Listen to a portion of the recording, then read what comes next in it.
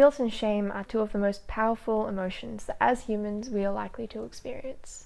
And a lot of people tend to think they're the same thing, but they're actually quite different. And they have very different experiences. Shame makes a person feel terrible about themselves, about who they are. It makes them question their worth and value as a human being.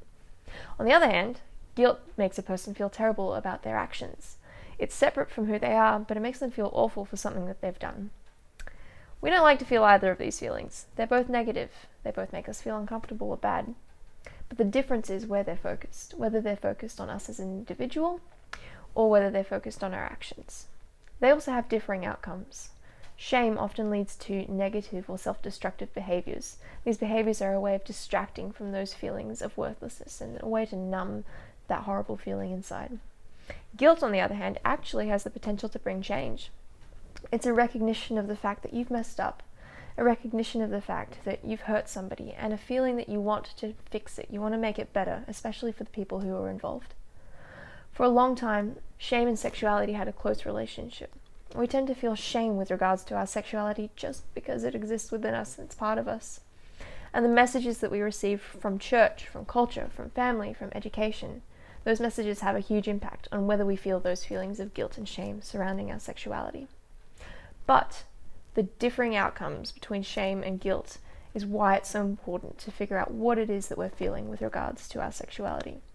If we're feeling guilt, that can help us determine whether we've made a mistake and how to move forward.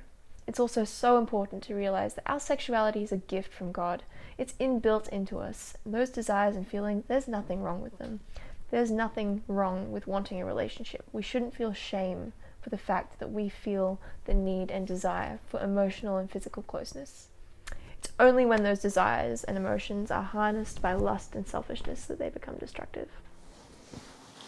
So Genesis 3 is kind of the first introduction of shame in the Bible, where Eve takes a bite of the fruit, and at that moment, her and Adam realise that they're naked and they feel shame. This is kind of the first instance of that in the Bible that we see. And then Genesis 2 gives us more detail, and that Adam and Eve, even though they were naked, they actually didn't feel any shame. Yeah. And that's the kind of funny bit for us when we're reading it, right? Like, that seems a bit strange that at the start they're both naked and they're together and they don't feel shame. But when we think about the context of them being newly created, newly married, and newly, perfect beings in a perfect garden, it sort of makes more sense of, that's why they didn't feel any shame. And God never intended for our nakedness to cause us any shame.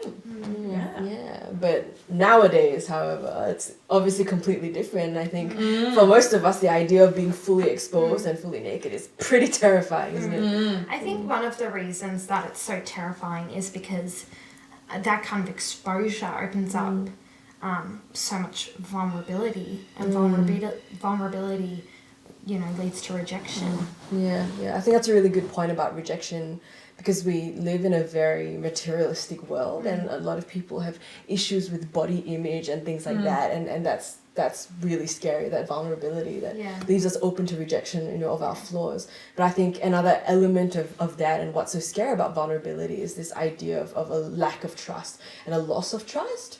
So, back when sin entered the world, in that moment, there was a loss of trust between Adam and Eve, where they were not sure, they suddenly were not sure if their definition of good and evil was the same as the other person, and suddenly there was this fear that they could be taken advantage of by the other person, and that's one of the things that is so scary about vulnerability. And I think, adding to that point, standing before someone and being fully naked and all of our flaws and our blemishes are known to them, that can be quite terrifying.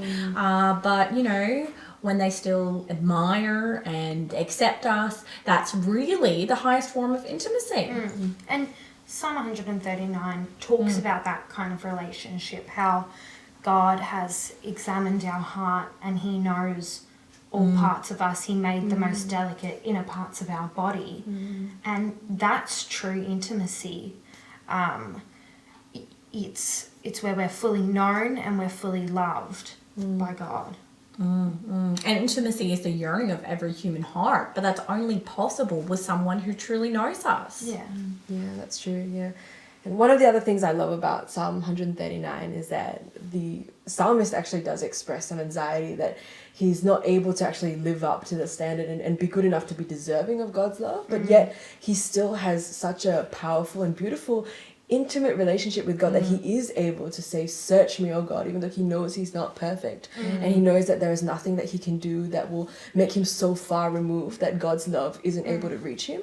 He has this amazing security in God's love that he's able to say, you know, search me. Yeah. And if we sort of bring that back to the Garden of Eden, it's this imagery because, you know, Adam and Eve, once they felt that shame, they had to go and hide, but still God went and searched for them and sought them out. And that's, you know, it's really incredible that, you know, even in our imperfection, God comes and he searches for us and he wants to know us fully.